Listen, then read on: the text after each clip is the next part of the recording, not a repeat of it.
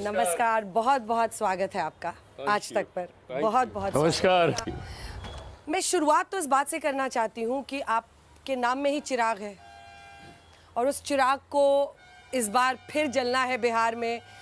पहली बार, अगर मैं सही हूँ, पहली बार आप नीतीश बाबू के लिए वोट मांगेंगे विधानसभा चुनाव। हाँ, पहली बार विधानसभा। जनता दल यूनाइटेड और मेरी पार्टी लोक जनशक्ति पार्टी, हम लोग पहली बार साथ मिलकर विधानसभा का चुनाव लड़ रहे हैं। विधानसभा के लिए, मतलब उनको सीएम बनाने के लिए। बिल्कुल, मुख्यमंत्री जी बार को सीएम बनवाएंगे आप अगर सफल होते हैं। अगर नहीं, इस बात में तो पूरा विश्वास है कि एक बार फिर मौजूदा मुख्यमंत्री ही मुख्यमंत्री पद की शपथ लेंगे। आपको पता है, हम लोग पूरे बिहार में घूमे और कुछ यूनिवर्सिटीज़ में हम सुनाएंगे भी अपने दर्शकों को। हमने जब पूछा कि कौन बनना चाहिए सीएम, तो एक लड़के ने बोला चिराग पासवान। मैं कहा क्यों? तो कहता क्योंकि वो बहुत हैंडसम है। वह चिराग पासवान जी, शुरुआत इस बात से करते हैं कि एनडीए पूरी ताकत झोंक रही है, बट उस बच्चे को आपका क्या संदेश होगा जिसने हैंडसम कहा है? भाई उसका दिल लगा हुआ है आपसे। सिर्फ थैंक यू बोल सकता हूँ, बट मेरे बड़े लक्ष्य हैं। मैं जिस सोच के साथ राजनीति में आया हूँ, और इसीलिए अब जब मैं कहता हूँ, कई बार इसके गलत मायने निकाले जाते हैं, बट व्हेन आई से कि बिहार मुझे वापस बुला रहा है या मुझे बिहार में रहकर अब काम करना है, क्योंकि मेरा कारण ही राजनीति में आने का बिहार और बिहारी रहे। दिल्ली में पला बढ़ा, मुंबई में मैंने काम किया, मैंने देखा किस कठिन परिस्थिति में बिहारी दूसरे राज्य में रहने को मजबूर होते हैं, किस तरीके से उनके ऊपर अत्याचार होता है। ऐसे में अपने राज्य को इतना सक्षम, इतना समर्थ बनाना चाहता हूँ कि किसी भी बिहारी को अब के बाद से ना सिर्फ पलायन करने की नौबत ना आए, बल्कि जो लोग पलायन करके जा चुके हैं उनका भी रिवर्स माइग्रेशन हो। इस सोच के साथ मैंने बिहार फर्स्ट बिहारी फर्स्ट का मैंने निर्माण किया था।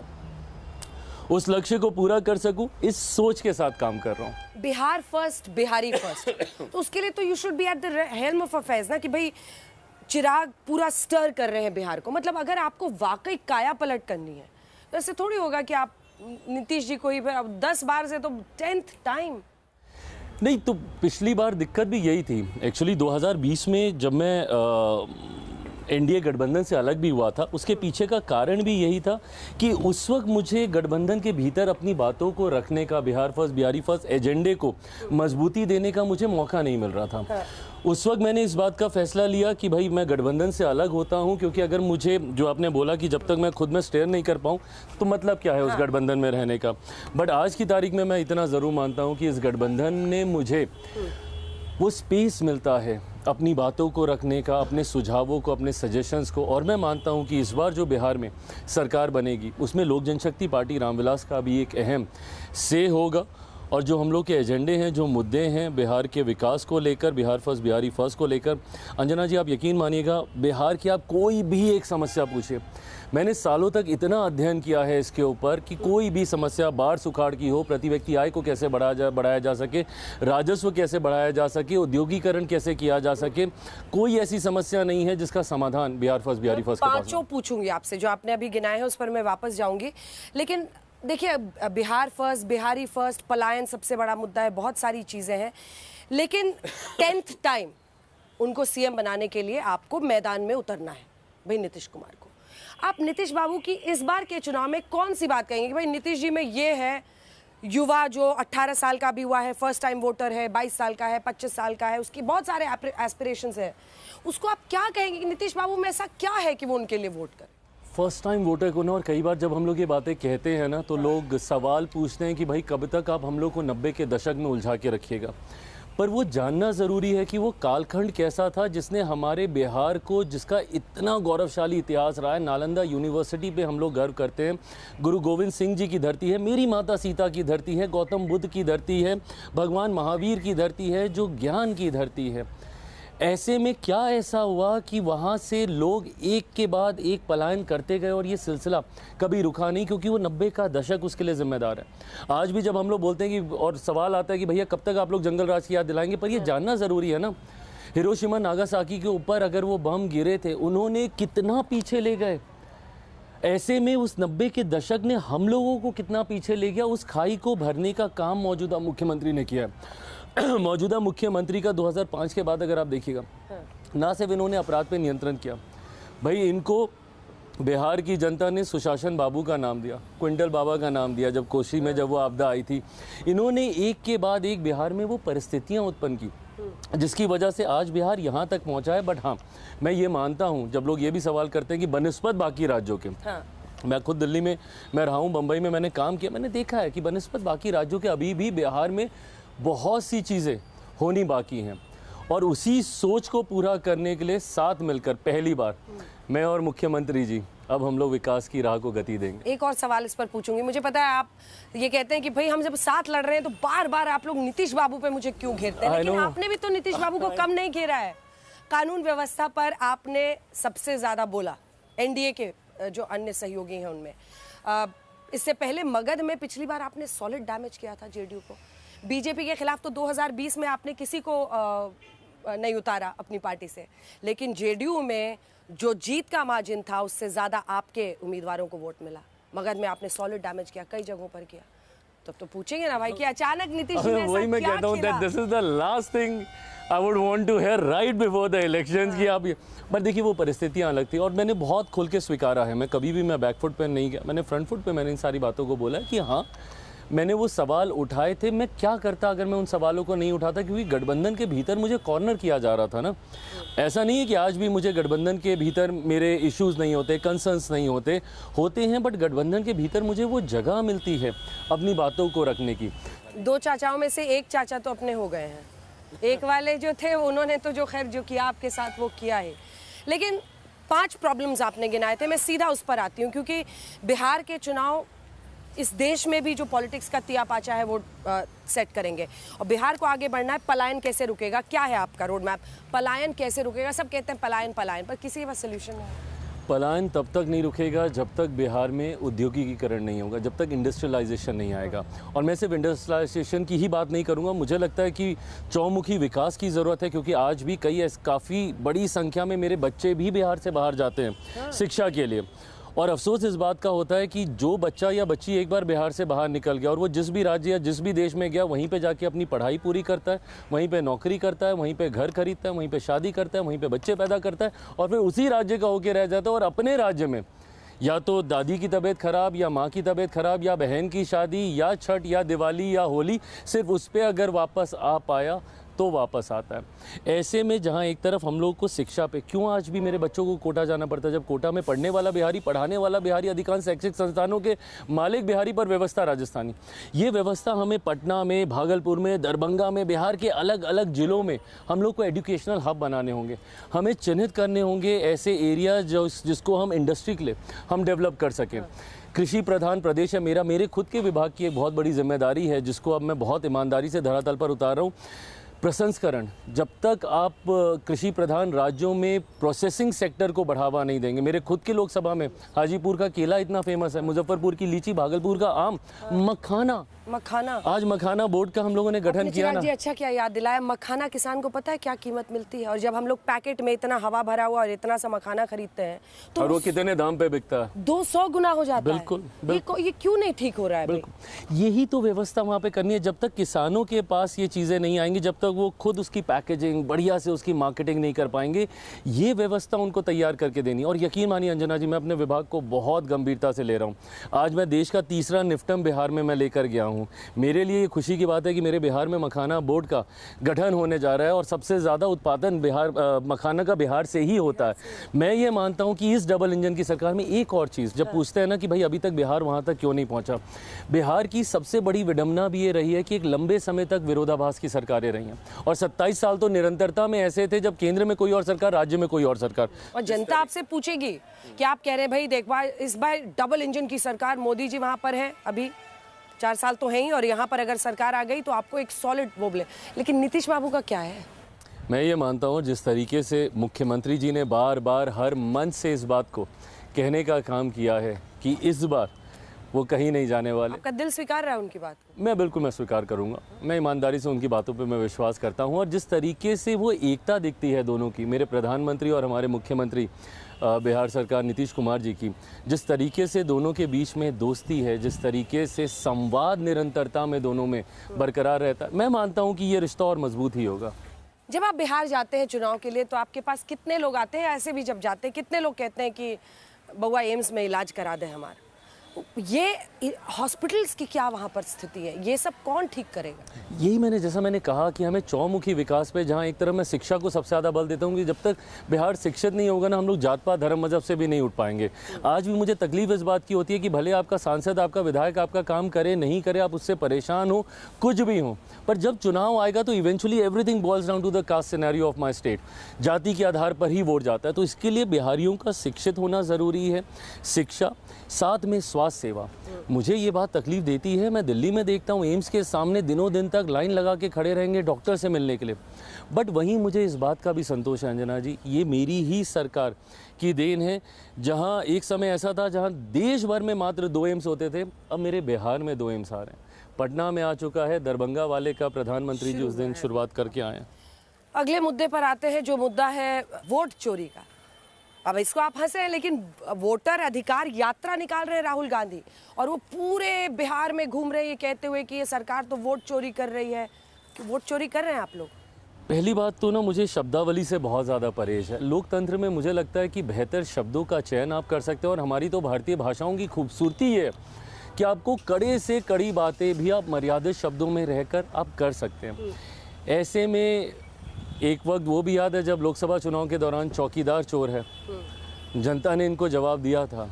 और आज जब वोट चोरी की बात कर रहे हैं, फिर से आप देश के नेतृत्वकर्ता के ऊपर, सरकार के ऊपर, हो सकता है हमारी नीतियों से आप सहमत नहीं हो, आप उसका विरोध कीजिए ना, बट प्रभु हमारी नीतियों का विरोध कीजिए। ये तो चुनाव आयोग का है ना, इसमें सरकार का क्या लेना देना। ना हम 3 में ना 13 में। आपने शिकायत की, आप नहीं शिकायत करते तो संभवतः शायद चुनाव आयोग ये फैसला भी नहीं लेता। आप मुझे बताइए, क्या मैं गलत बोल रहा हूँ कि लोकसभा चुनाव के बाद आप बार-बार, विपक्ष बार-बार गया था दरवाज़ा खटखटाने की भैया वोटर लिस्ट में धांधली हुई है? क्या ये गलत नहीं है कि आज भी महाराष्ट्र का इल्ज़ाम हम लोगों के ऊपर लगाया जाता है कि भाई महाराष्ट्र में जिस तरीके से एनडीए सरकार एनडीए जीती है, वहाँ पे वो सिर्फ वोटर लिस्ट में धांधली की वजह से हम लोग प्रेजेंटेशन दिया, पूरा नहीं, वो प्रेजेंटेशन तो उन्होंने कर्नाटका का दिया जहाँ पे उनकी खुद की सरकार है। तो क्या वो ये भी कहना चाह रहे हैं कि कर्नाटका में जो सरकार बनी है वो भी धांधली से बनी हुई सरकार है? तो एक तरफ आप शिकायत भी करते हैं, शिकायत के समाधान के लिए आप ही की बातों को मानते हुए जब एक प्रक्रिया का पालन किया जाता है उसके ऊपर आप सवाल उठाते हैं। और पिछले 1 हफ्ते से आपने बिहार के लोगों को परेशान करके रखा हुआ है। दिन रात जा के उनको हुटर माइक से आप जगा के बैठा देते हैं कि भैया वोट चोरी हो रहा है, वोट चोरी। अगर इतनी ही चोरी हो रही है तो एक आपत्ति तो कम से कम विपक्ष के दल जाके दर्ज कराते ना चुनाव आयोग के पास। भाई मेरे तो बीएलए जमीन पर हैं, दे आर मेकिंग श्योर कि कोई भी नागरिक के साथ कोई अन्याय ना हो। वो कह रहे हैं उनके बीएलए की कोई सुन ही नहीं रहा। ऐसे कैसे हो सकता है आपके बीएलए की कोई ना सुने? अगर आप तथ्यों के साथ, और अगर नहीं सुन रहा तो जाइए ना चुनाव आयोग के पास, आपत्ति दर्ज कराइए। 3 बार अपील करने का प्रावधान है इसमें। बट अगर आपको सिर्फ हंगामा ही खड़ा करना है, बताइए पार्लियामेंट इन्होंने पूरा मॉनसून सेशन इन्होंने वाइप ऑफ कर दिया, काम नहीं होने दिया, कुछ सेशन नहीं इन्होंने चलने दिया। आप मुझे बता दीजिए, इतने बुद्धिमान लोग हैं, देश की सबसे पुरानी पार्टी है, कौन सा मंत्री जवाब देता अगर सदन के अंदर बहस हो जाती? चुनाव आयोग कौन से मंत्रालय के अंतर्गत आता है? या क्या ये अपेक्षा रख रहे हैं कि चुनाव आयोग लोकसभा के सदन के पटल पे आएगा या राज्यसभा के पटल पे आके चुनाव आयोग के अधिकारी जवाब देंगे? अच्छा, रेवंत रेड्डी और एमके स्टालिन उनकी यात्रा में शामिल हो रहे हैं, और रेवंत रेड्डी ने कहा था कि तेलंगाना का डीएनए जो है वो बेहतर है। अब ला रहे राहुल जी, वो कह रहे हैं कि मतलब आप लोगों ने गलत प्रचार उनके खिलाफ किया है, इसलिए वो ला रहे हैं। स्टालिन साहब भी चढ़ रहे हैं जिन्होंने सनातन पर बोला था, और रेड्डी साहब भी उनकी यात्रा में शामिल हैं। स्टालिन साहब के, उनके पार्टी के सदस्यों का सनातन को लेकर मतलब बीमारी तक से इन लोगों ने तुलना कर दी थी। इतनी नफरत है इन लोगों को हम लोगों के धर्म से, सनातनियों से, उनकी सोच से, उनके विचारों से इतनी नफरत है कि उसकी बीमारी तक से इन लोगों ने तुलना कर दी थी। तेलंगाना के मुख्यमंत्री जी के बयान सबके सामने। पर जाति और धर्म आपने कहा, आपको लगता है क्या नहीं चलता है? बिहार में एक वो वीडियो वायरल हो रहा है, उसमें एक कोई इन्फ्लुएंसर है, वो एक महिला से पूछ रहा है कि विकास के नाम पे वोट देबू कि जात के नाम पे? तो पूछी विकास कौन जात का है? तो क्या आपको लगता है कि जाति फैक्टर नहीं प्ले करेगा और कास्ट का कार्ड तो है ही है? आयरनी यही है अंजना जी, जब मैं शिक्षा के महत्व की मैं बात करता हूँ, उसके पीछे की मेरी सोच ही यही है कि जब तक हम लोग शिक्षित नहीं होंगे, अब यही बिहारी साथी जो बिहार से बाहर निकल जाते हैं और जिनको दूसरे राज्यों में मारा जाता है, पीटा जाता है, अपमानित किया जाता है, बिहारी शब्द तक को गाली बना दिया गया। मैं उनसे कई बार मैं संवाद करता हूँ कि भाई आप अगर अपर कास्ट के हैं तो आपको शायद कम लाठी पड़ी होगी, या आप दलित हैं तो आपको शायद ज़्यादा पीटा गया होगा। तो बोलते नहीं भैया, बस बिहारी बोल के हम सबको पीटा गया। जब दूसरे आप में भेदभाव नहीं करते तो हम लोग अपने राज्यों में क्यों भेदभाव कर रहे हैं? लेकिन तेजस्वी यादव पर ज़रा चर्चा करते हैं, क्योंकि पिछली बार भी उन्होंने अच्छी खासी सीटें ली और फिर जब कुछ और विधायक उनमें शामिल हुए वो सबसे बड़ी पार्टी बिहार के बन गए। कितना बड़ा चैलेंज आप तेजस्वी यादव को मान रहे हैं? सो फेयर इनफ, अब उसी पे ही चर्चा कर लेते हैं कि पिछड़ी, क्योंकि देखिए जेपी, मैं इसको जोड़ भी रही हूँ, जेपी के आंदोलन से 3 नेता निकले, लालू, नीतीश और रामविलास, और उनमें से एक के सूत्रधार वो हैं और एक के आप हैं। मैदान में इस बार ऑपोजिट साइड से आप लोग चुनाव लड़ रहे हैं। चलिए, आपने दो पृष्ठभूमि उनकी बांधी, एक तो पिछले चुनाव में बड़ी पार्टी और एक जेपी आंदोलन। जेपी आंदोलन पे पहले बात कर लेते हैं। जेपी का आंदोलन पटना की धरती से ही शुरू हुआ और ये वही गांधी मैदान है जिस गांधी मैदान में ये कांग्रेस के नेताओं के साथ बैठकर बड़े बड़े भाषण देते हैं। जेपी का वो आंदोलन किसके खिलाफ था? संपूर्ण क्रांति का नारा उन्होंने कांग्रेस की सत्ता को उखाड़ फेंकने के लिए दिया था ना। तो किस मुंह से ये कहते हैं कि भैया हम जेपी के अनुयायी हैं? उसके बाद तो आपके पिता भी कई बार कांग्रेस के साथ। उसके बाद अब आप मौजूदा उसकी बात कर लीजिए कि भैया जब आप उनको बोलते हैं कि बड़ी पार्टी है वहाँ पे, नाउ टेल मी कि बड़ी पार्टी राजद कैसे बना 2020 में? ऑनेस्टली मुझे बताइएगा, अगर यूनाइटेड एनडीए रहता तो क्या ये लोग बड़ी पार्टी बनते? संभवतः शायद वो अपनी राघोपुर की सीट नहीं जीत पाते। प्रभु, आप लड़िएगा राघोपुर से उनके खिलाफ? गठबंधन जरूर लड़ेगा, क्यों नहीं लड़ेगा गठबंधन? आप चुनाव लड़ रहे हैं ना, एक बार कंफर्मेशन दे दीजिए मुझे। जैसे ही सीटों का चयन बंटवारा सब हो जाएगा तुरंत इसका भी कंफर्मेशन आ जाएगा। पर आप लड़ रहे हैं इस बार? मैं, जैसा मैंने कहा पिछली बार भी, कि मैं जरूर मैं लड़ना चाहूँ। आप प्रचार करने कहाँ जाएंगे, कहाँ पर जाना है आपको कवर करने के लिए? कौन से इलाके में? पूरा प्रदेश मेरा है। मुझे इस बात का गर्व होता है कि कहीं भी जाता हूं तो वही अपनापन प्यार मिलता है। तो ये विश्वास मैं रखूंगा कि जब पूरा बिहार मेरा परिवार है तो कहीं भी जाऊंगा तो प्यार मिलेगा ना। चुनाव तो लड़ रहे हैं, इस बात का कंफर्मेशन वो कर रहे हैं चिराग जी। मैं जरूर लड़ना चाहता हूँ, ये मैंने हर बार बोला है। अब मैं एक संदेश लाई हूँ, लेकिन वो संदेश देने से पहले मैं पूछना चाहती हूँ, विपक्ष से एक नेता है जो आपको बहुत पसंद करते हैं और आप भी उनको बहुत पसंद करते हैं। आप ही ने बताया है आपको पॉलिटिशियन के तौर पर पीके अच्छे लगते हैं। अच्छा, राइट। प्रशांत किशोर, हाँ, उनका एक संदेश है मेरे पास, ये संदेश उन्होंने भेजा है आपके लिए। सीरियस? कह रहे हैं कि जन सुराज को या तो अर्श पर या फर्श पर 10 के नीचे आएगा या पूर्ण बहुमत आएगा, हस्ताक्षर के साथ। हाँ, ऐसा होगा क्या? नहीं, actually because he understands politics, शायद इसीलिए उन्होंने 10 के नीचे भी उन्होंने जिक्र किया है और ये मेरा भी अनुभव रहा है। आपने पिछली बार कहा था कि मुझे इसलिए अच्छे लगते हैं कि वो जाति धर्म की बात नहीं कर रहे हैं, बट कल का उनका बयान आपको सुनाना चाहती हूँ। उन्होंने कहा है कि अगर मुसलमान बिहार में साथ दे दे तो हम नीतीश को यहाँ से उखाड़ देंगे और योगी को भी उखाड़ देंगे। अब ये गलत है, अब ये वही है ना कि फिर आप बात कीजिएगा कुछ और जब चुनाव हारता हुआ आपको दिखेगा तो फिर आप भी उसी जाति पे आ जाइए। भाई, चिराग पासवान ने आज तक तो कभी जात धर्म से समझौता नहीं किया। मेरा एक बयान दिखा दीजिए जहाँ पे जाकर मैं सिर्फ मुसलमानों को अपीस करने की मैं पॉलिटिक्स कर रहा हूँ या कहीं पर मैं सिर्फ दलित वोटर्स को मैं करने की मैंने तो हमेशा 14 करोड़ बिहारियों की बात की। मेरा पूरा Bihar first, Bihari first is based on that. 14 crore बिहारियों के विकास के ऊपर वो है। तो ऐसे में अगर ऐसे पढ़े लिखे लोग भी बिहार की एक पार्टी, सबसे पुरानी पार्टियों में से एक राष्ट्रीय जनता दल, करती क्या है?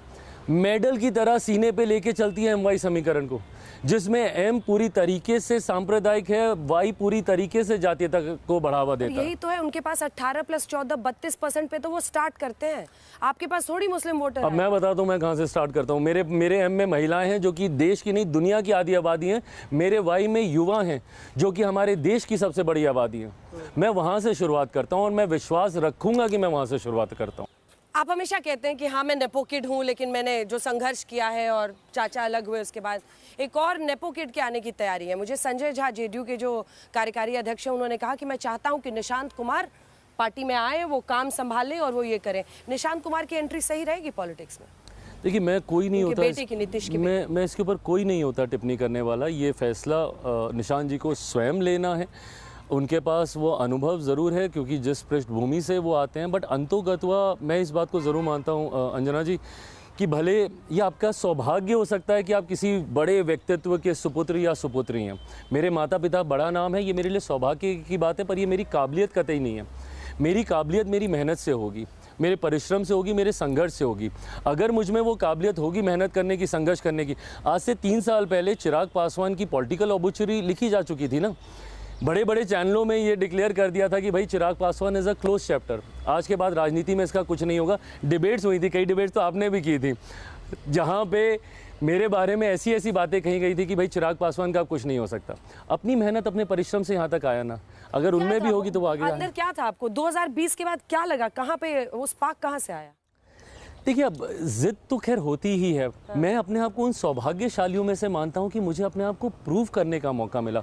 नेपो किड्स के साथ प्रॉब्लम क्या होती है कि एक वो इतने बड़े शैडो के नीचे रहते हैं, इतना बड़ा वृक्ष के वो नीचे रहते हैं कि उनको कभी अपने आप को प्रूव करने का मौका ही नहीं मिलता।